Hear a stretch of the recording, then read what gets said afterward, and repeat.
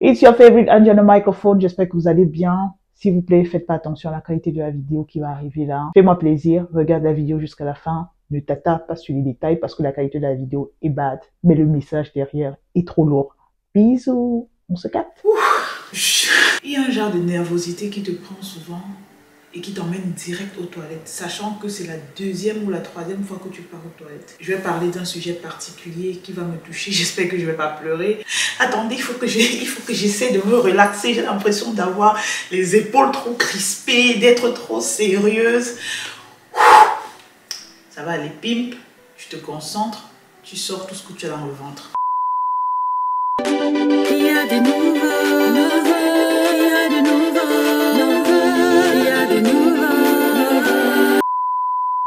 Pour tous ceux qui n'ont pas regardé la dernière vidéo, je vous avais promis que je vais mettre le lien à la barre d'infos de vous parler de l'impact de l'orphelinat et du mariage. Je parle ici de mes propres analyses, je parle de ce que j'ai observé, de ce que j'ai déduit, de ce que j'ai vécu, de ce que j'ai suivi. Je ne suis pas là pour généraliser, c'est un cas vraiment particulier de ma personne. J'ai pris la peine de tout noter dans mon calepin. Je vais essayer d'être précise, de ne pas trop m'attarder. Dans cette vidéo, je tiens à appeler pas seulement des femmes qui ont vécu cette tragédie durant leur enfance, mais aussi les hommes qui, eux, prennent la peine d'épouser ce genre de femmes sans toutefois, au préalable, réfléchir, se demander comment est-ce qu'on gère, comment est-ce qu'on fait pour garder ce genre de femmes auprès de nous, comment est-ce qu'on fait pour les comprendre, comment est-ce qu'on fait pour essayer de remplacer cet être qu'elles ont perdu. Pour moi, particulièrement, il est très important qu'un enfant ait son père et sa mère. Avoir une figure maternelle est tout aussi important que d'avoir une figure paternelle. C'est vrai qu'il y a des femmes qui disent qu'à elles seules, elles peuvent gérer les enfants, même si l'homme n'est pas là. Ça, beaucoup de femmes, dans un moment de colère, dans un moment de rage, dans un moment de frustration, le disent. Mais la maman, en le disant, ne regarde pas forcément l'enfant. Moi, je viens d'une famille où il n'y a pas eu de parents, il n'y a pas eu le père, mais il y a eu la mère. Et je suis mieux placée pour vous dire si une femme peut jouer le rôle de père et de mère. Et en tant qu'enfant qui a vécu dans ce style de catégorie, je dirais qu'il est très important qu'un enfant ait son père et sa mère. Pour ne pas dire qu'il est très important qu'un enfant vive avec son père et sa mère. Parce qu'avoir un père ou encore avoir une mère qui n'est pas présente, ça ne sert à rien du tout. Lorsque tu es parent et tu as un conjoint, l'enfant va observer comment est-ce que le mari se comporte, son père se comporte lorsqu'il y a relation conflictuelle. Ça veut dire que comment est-ce que vous gérez vos problèmes devant l'enfant, comment est-ce que vous essayez de trouver des solutions à des problèmes devant l'enfant, comment est-ce que vous vous comportez, que ce soit physiquement ou encore psychiquement devant l'enfant lorsque le père et la mère ont un problème à la maison. Ce sont des petits détails que certains parents ne prennent pas en compte, mais l'enfant, lui, il regarde beaucoup ça et il est très important à un père de savoir gérer les relations conflictuelles. Également la mère de savoir amener ou permettre à son mari de se calmer, vice-versa, pour ne pas donner une mauvaise image à l'enfant. Il n'y a pas seulement les relations conflictuelles, mais il y a également les relations entre hommes et femmes. C'est un truc que l'enfant regarde beaucoup, la manière à laquelle l'homme va peut-être faire les câlins à sa mère, la manière à laquelle, lorsqu'ils seront dehors, le père va essayer d'arrêter le sac de la mère ou d'arrêter la main ou de lui faire des bisous de temps en temps, de lui ouvrir la porte, d'essuyer sa robe lorsque c'est sale, d'essuyer un peu son rouge à lèvres lorsqu'elle a mangé, ça a débordé. Des petits gestes comme ça qui pour certains hommes sont banals, mais pour un enfant qui vit avec son père et sa mère, c'est très important. À côté de ces deux relations que je vous ai citées, dont les relations affectives, les relations conflictuelles, il y a également les relations financières. Comment est-ce que le mari il va gérer les finances? Comment est-ce que le père il va gérer les finances vis-à-vis de sa femme? Comment est-ce qu'ils vont résoudre les problèmes financiers? Comment est-ce qu'ils vont débuter les projets, comment est-ce qu'ils vont régler les nouveaux projets qui vont s'installer dans le couple, dans la maison. Parmi plusieurs relations que j'ai dû oublier, il y a la relation entre le père, la mère et l'enfant. Et c'est en ce moment où j'entre en jeu. La relation entre la fille et le papa est différente de la relation entre le garçon et le papa. Ça, c'est un truc que moi, étant maman de garçon et de fille, je vis en ce moment et j'ai envie de dire que ça me brise le cœur, pas pour mes enfants. C'est une relation que j'aurais aimé avoir avec mon papa. Ce lien-là, cette façon pour le père de deviner quand l'enfant est triste seulement au travers de la posture de l'enfant, de savoir qu'il y a quelque chose qui manque, si l'enfant a faim, si l'enfant n'a pas faim. Ces petits détails que le père ou bien que mon mari remarque sur ses filles, que moi j'aurais aimé que mon père le fasse chez moi. Lorsque la fille va avoir son premier copain, lorsqu'elle aura les problèmes avec son copain, lorsque elle aura des déceptions amoureuses, lorsqu'il y a certains comportements de son mari qu'elle ne va pas comprendre, lorsqu'il y aura des problèmes dans son mariage, c'est son papa qui va se charger de l'encadrer dans ce sens, de lui dire non, attends, ton mari s'il a réagi comme ça veut dire qu'il y a ça, s'il a fait ceci, il faut calmer ton cœur.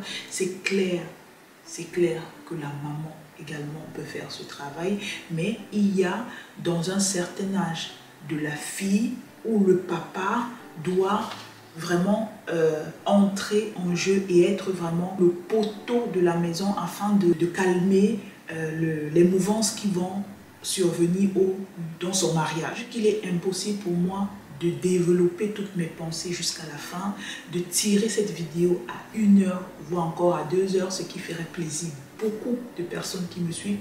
Je propose que toi qui me suis et qui analyse ce que je suis en train de dire, d'écrire ta propre expérience, d'écrire ce que tu as vécu, l'expérience d'une sœur, l'expérience d'une cousine, ou encore de venir me voir en message privé sur Instagram pour qu'on en discute. Je vais écourter la dernière relation que je vous ai citée, qui est la relation père-fille, et je vais entrer dans la deuxième partie de la vidéo où l'enfant devient orpheline. J'ai une question à vous poser pour toutes celles qui ont à perdre un papa ou une maman.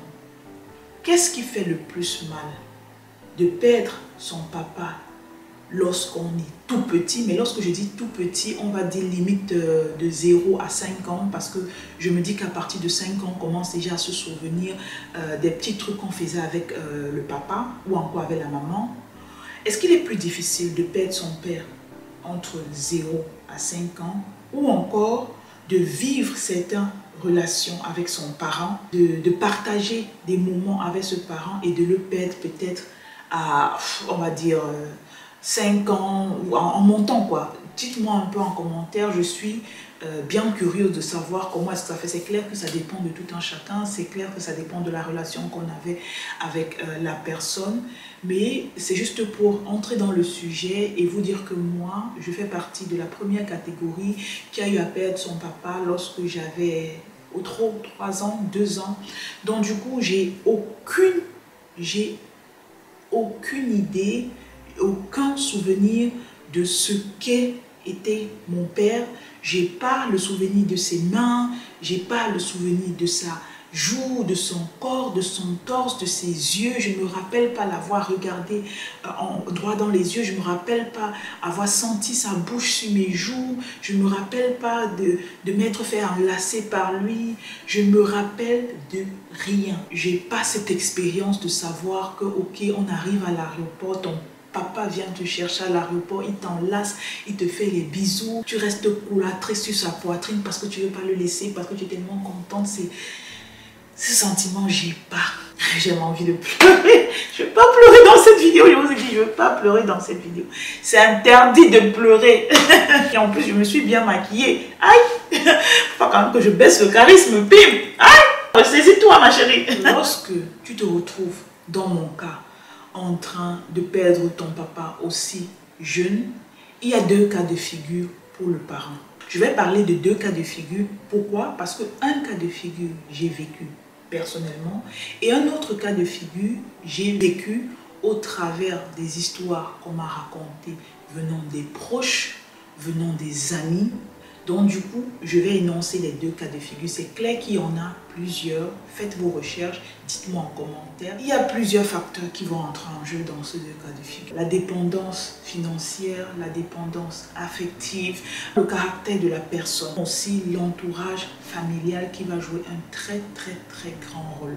Donc du coup, il y aura le premier cas de figure où la maman va entrer dans un laisser-aller pas possible, où les enfants de la maison seront dispersés comme pas possible. Et quand je parle de laisser aller, j'inclus également la famille de la femme qui a perdu son conjoint. Parce que lorsqu'une personne perd son conjoint, c'est pas seulement de sa propre force mentale, physique qu'elle a besoin, c'est également de la force de ses proches, la force de ses amis. Et plus elle aura des gens qui vont l'encadrer, plus les enfants auront un meilleur avenir entre guillemets. Le premier cas de figure que j'ai cité, le laisser-aller, c'est pas seulement le laisser-aller de la maman. Je dis bien, c'est le laisser-aller des amis, c'est le laisser-aller des sœurs de la maman, des frères de la maman, des cousins de la maman. Et c'est ce laisser-aller qui va faire à ce que les filles venant de cette relation seront, on va dire, excusez-moi le terme, vagabondeuses. C'est ce genre de cas où tu vas voir la fille, elle a 3 enfants de 3 pères différents, ou encore elle va d'un mariage, après elle va encore dans un autre mariage, après elle va encore dans un autre mariage. Je ne dis pas forcément que ce genre de personnes viennent d'une famille où le papa est mort très tôt et tout et tout. Je parle d'un cas de figure que j'ai vécu et qui s'est répété, mais ça ne veut pas dire que c'est général, tu comprends? Le deuxième cas de figure, c'est mon cas de figure où tu as une famille qui t'encadre, où tu as une famille qui est là pour toi et où la maman, elle va essayer de jouer le rôle de l'homme. Et dans la tradition africaine, lorsqu'une maman perd son mari, on envoie la petite sœur, un membre de la famille, essayer de venir aider la maman. Et dans mon cas, c'était ma tante qui était ma mère. Pour tous ceux qui me suivent sur les réseaux sociaux, vous avez suivi cette histoire où j'ai eu à perdre ma mère lorsque j'étais enceinte de cocotte, ce qui m'a donné la paralysie faciale. Donc pour moi, elle, c'était un peu comme ma mère, quoi. C'était ma mère, c'est elle qui m'a appris à cuisiner, c'est elle qui m'a appris à gérer mes émotions, c'est elle qui m'a appris à balayer, entretenir une maison, comment parler aux gens. Elle m'a appris la petite douceur que j'ai, c'est ma tante, entre guillemets, qui m'a appris. Donc du coup, le fait de l'avoir perdue, pour moi, c'était en fait un peu comme si je perdais ma mère, quoi. Je sais pas comment vous expliquer, mais ouais, on va arrêter, on va écouter, c'est parti. Et à côté de ça, on avait notre maman qui, elle, malheureusement, devait jouer son rôle de père. Et franchement, elle a...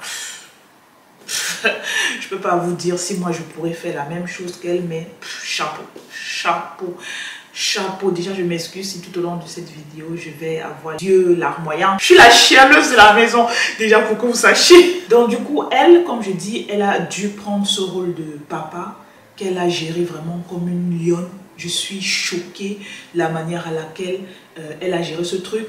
C'est une figure que moi, lorsque j'étais en Afrique, je voyais ça d'un œil banal. À la limite, on avait des petits surnoms qu'on donnait à notre mère seulement pour la chicaner, trop dure, ou encore on prenait les noms des vampires pour lui donner. Et c'est quand je suis arrivée en Europe et j'ai eu à causer avec certaines personnes que je me suis rendu compte en fait que cette figure qu'elle portait, ce visage qu'elle a porté toutes ces années, ce qui n'a pas été facile.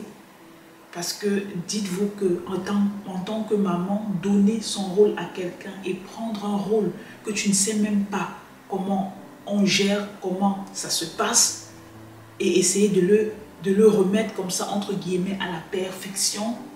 Quand je dis perfection, c'est ma mère, mais comme je vous ai dit en début de vidéo, une maman ne jouera jamais. Elle va s'efforcer, elle va se battre, elle va donner tout ce qu'elle a, mais elle ne peut pas jouer le rôle d'un homme. Si le Seigneur Tout-Puissant en haut de nous n'a pas été fou de créer l'homme et la femme.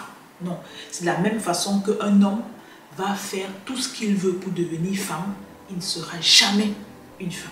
Jamais. Donc, comme je disais, elle a eu cette force de porter, comme elle dit souvent, son manteau d'homme, le manteau de son mari pour nous élever jusqu'à maintenant, jusqu'à ce jour. Donc, c'est vraiment la révérence que je lui tire. J'ai envie de pleurer dans cette vidéo, tellement je suis reconnaissante. Donc, quand je suis arrivée, je me suis rendu compte qu'en fait, cette manière qu'elle avait d'être dure avec nous, et quand je dis que ma mère était dure, comme je vous ai énoncé au milieu de la vidéo, ce deuxième cas de figure où il n'y a pas le laisser-aller de la part de la mère, elle était tellement dure avec nous qu'il y avait des trucs qu'elle nous faisait. Quand je suivais certaines personnes me raconter comment on lui donnait les 100 francs, on lui donnait les 50, on donnait ceci, on donnait cela.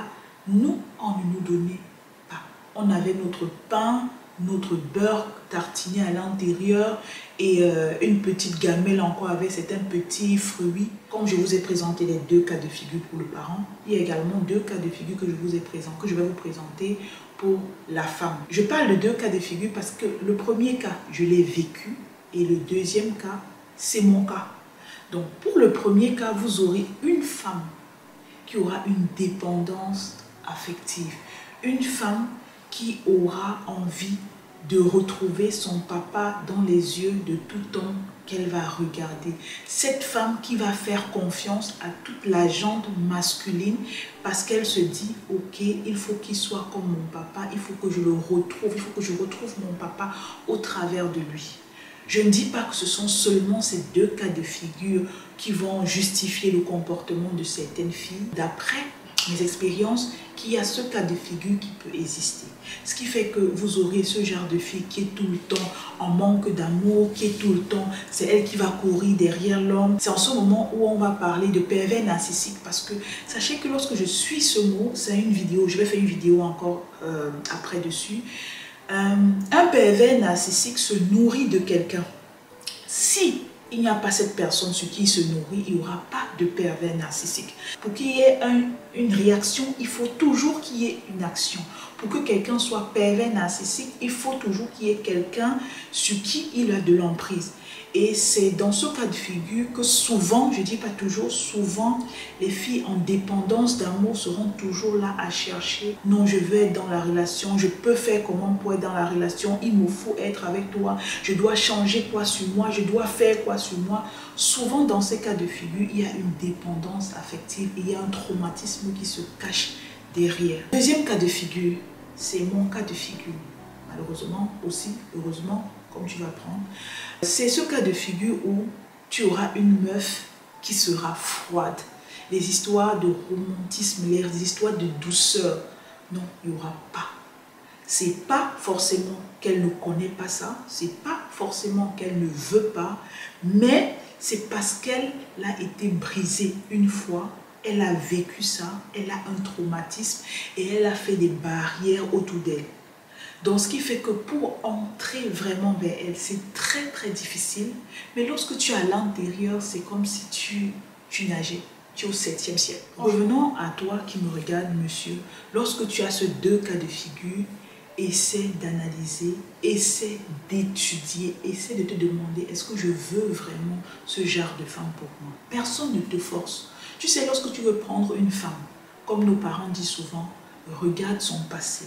Essaie de connaître qui est son papa, qui est sa maman, qu'est-ce qu'ils faisaient, quel rôle ils ont joué dans la vie de l'enfant. C'est pas parce qu'elle est placée devant toi avec des grosses fesses, des grosses seins, des petits seins, des petites fesses, vraiment tout ce que tu aimes, que tu vas te dire non, le reste je vais gérer. Non, non, non, non, non, non, c'est pas comme ça. C'est dans cette lancée que je donne comme conseil, lorsque tu veux faire d'une femme, ta femme, la mère de tes enfants, celle avec qui tu vas cheminer durant des années et des années, prends la peine de l'étudier. Dis-toi que c'est ta thèse en biochimie ou encore ta thèse en information technique ou encore ta thèse en méchatronique et tu vas l'étudier, tu vas l'éplucher, tu vas la décortiquer comme cette thèse et à la fin avoir un résultat final et pouvoir te placer devant ton père et ta mère en leur disant « Ouais, voici telle femme, elle vient de telle région, elle a fait ceci, elle a fait ceci, elle a fait ceci. » Après plusieurs années d'analyse, je comprends d'où elle vient, je sais ce qu'elle veut et j'ai envie que vous bénissiez notre union pour que je puisse l'amener où je veux l'amener. Le deuxième cas de figure, c'est que lorsque tu tombes sur une orpheline, dès le moment où tu vas te tenir devant elle et lui demander que tu as besoin d'elle pour devenir ta copine, pour devenir ta fiancée, pour devenir ta femme, pour devenir la mère de tes enfants, c'est à ce moment où, même si elle ne te dit pas, d'une certaine manière, tu es pour elle son papa. Ça veut dire que tu vas essayer de la comprendre, de l'aider dans les lacunes qu'elle a. Moi, par exemple, j'ai un déficit en ce qui concerne les projets, j'ai un déficit en ce qui concerne les finances. Pour mon mari, lui, son travail, ça sera de me prendre et de me dire, ok, Pimp, voilà un projet qu'on veut faire, essayez de me mettre dans le bain chaque fois. C'est clair qu'il doit savoir qu'il y a des moments où je serai réticente parce que c'est une nouvelle ère, je ne m'y connais pas, c'est nouveau pour moi. Donc il va me prendre petit à petit, il va me prendre pas à pas. C'est clair que des fois je vais fuir de la même façon que lorsqu'il me draguait. Il y avait des fois où je fuyais, je ne voulais pas, mais parce qu'il voulait, il insistait. C'est la même façon qu'il va rester. Il va me prendre petit à petit, au lieu de me crier sur moi comme quoi, ouais, on t'appelle, tu ne viens pas, tu ne t'intéresses pas à mes projets, tu crois que quoi? Non. Tu prends la personne petit à petit, tu te dis, ouais, c'est un terrain qui est nouveau pour elle, elle ne s'y connaît pas. Je la prends doucement, je l'explique, je lui mets au jus de ce qui se passe, je lui donne même des attitudes, des aptitudes à avoir, des réactions à avoir, je l'explique comment est-ce que ça se passe. Je lui montre un peu financièrement comment est-ce qu'on peut régler ce genre de truc, mais pas forcément prendre la personne, la mettre dedans, parce que toi, tu viens d'un domaine où ta maman et ton papa t'ont aidé à te développer dans ce domaine, que forcément tu vas croire que celle avec qui tu es va forcément comme ça d'un cliquement de main avoir la même vision que toi. Non, c'est impossible. De la même manière dont je dis toujours à mes petites sœurs, lorsque vous vous retrouvez en Europe avec votre conjoint et que vous voulez que votre mari puisse vous aider dans des tâches ménagères, ce que ses parents ne l'ont pas appris, c'est pas un truc que vous allez, une fois que vous lui dites fais ceci, vous vous attendez à ce qu'il va faire comme ça sur le coup. Non, vous le prenez doucement, doucement, doucement, doucement, jusqu'au moment où vous seriez soit fatigué de le prendre doucement, ou bien où il va changer et essayer de vous aider peut-être en lavant une cuillère ou encore en vous assistant quand vous préparez. Aujourd'hui, il va vous assister. Demain, il va essayer de découper les oignons. Après, demain, il va tourner la sauce. Et après, il va faire frire les plantains. Et un jour comme ça, il va vous servir un dîner 5 étoiles. Donc, c'est toujours doucement, doucement et doucement. Dans ce même cas de figure, il y a certains comportements qui sont très profondément liés aux femmes qui ont perdu un être cher étant très petite. La mort. Ça n'a aucune signification pour une personne lambda qui a son père, qui a sa mère. Mais pour moi et pour certaines que j'ai connues, c'est un problème profond. Pour moi, il est très important que lorsqu'un homme sorte de la maison, qu'il me dise où il va. Et lorsqu'il change d'itinéraire, qu'il puisse me update par rapport à son changement d'itinéraire. Et aussi, lorsqu'il rentre de la maison, qu'il puisse me dire, madame, je rentre. Mais lorsque vous avez devant vous une femme qui a perdu son parent et qui a perdu son parent de la manière à laquelle j'ai perdu le mien, dont je ne vais pas raconter dans les réseaux sociaux, il est important de prendre ça en considération et de se dire, oh, si ma femme a perdu son parent suite à une maladie ou encore suite à une explosion d'avion ou encore suite à un dérapage de train, il est important que lorsque je prenne le train ou lorsque je suis dans l'avion, j'essaie d'écrire à ma femme, de la réconforter, de l'apaiser et de lui dire que tout va bien, je vais bien.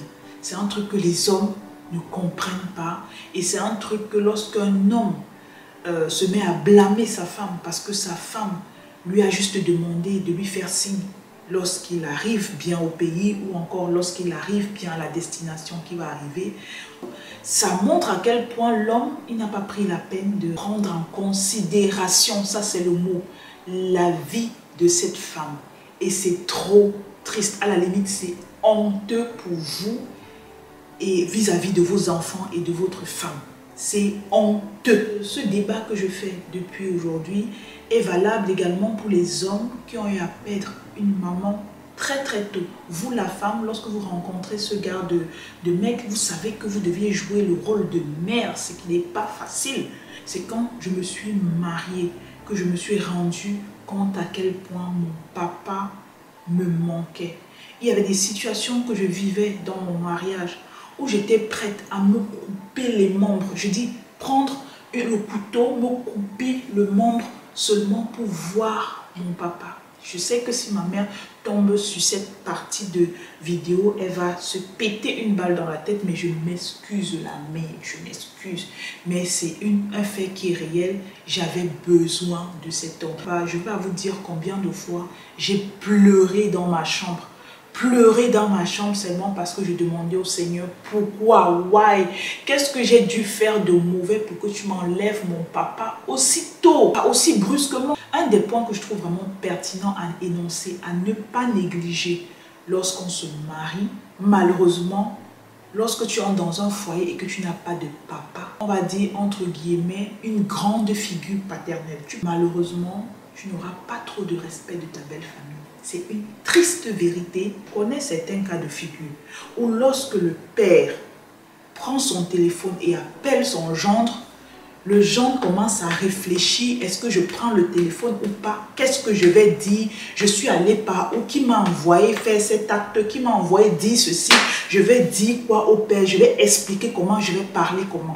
J'ai la chance d'avoir toujours le manteau de mon père sur les épaules de ma mère. J'ai cette chance-là. Je dis merci à Dieu pour ça. Franchement, chaque jour qui passe, je dis merci à Dieu pour ça. Je dis merci à Dieu pour elle. Je dis merci à Dieu pour la femme dont je suis devenue, pour tout ce qu'elle m'a apporté, pour tous les petits instants, les petits bonheurs, les petits conseils qui m'accompagnent jusqu'à maintenant, que ce soit sur mon mari, dans mon mariage, que ce soit dans ma vie avec mes enfants, que ce soit dans les projets que je fais. Un peu dans ce sens-là que j'ai eu à vivre la relation avec mon père qui me manque, qui me manquera, qui est toujours dans mon cœur, qui je sais me regarde, m'accompagne et qui souvent a envie de me gifler, qui souvent a envie de me dire « Pim, je suis fière de toi, je suis fière de tous les enfants que tu m'as donnés, tous les petits-enfants que tu m'as donnés. » Donc, je suis également fière de moi pour terminer cette vidéo parce que j'ai pas coulé une larme. On n'a qu'à se respecter. C'est fini pour la vidéo. Je vous laisse dans les commentaires, feel free, écrivez, rédigez, faites des thèses et des thèses en commentaire, je vais vous lire, je vais vous répondre, on va causer ensemble. Et si tu te sens plus free sur Instagram de m'écrire, n'hésite pas à le faire. Cette vidéo n'était pas pour que vous ayez pitié de moi, pas du tout. C'était pour aider vous, les hommes, qui ne comprenez pas forcément ce qui se passe dans nos têtes, nous les femmes.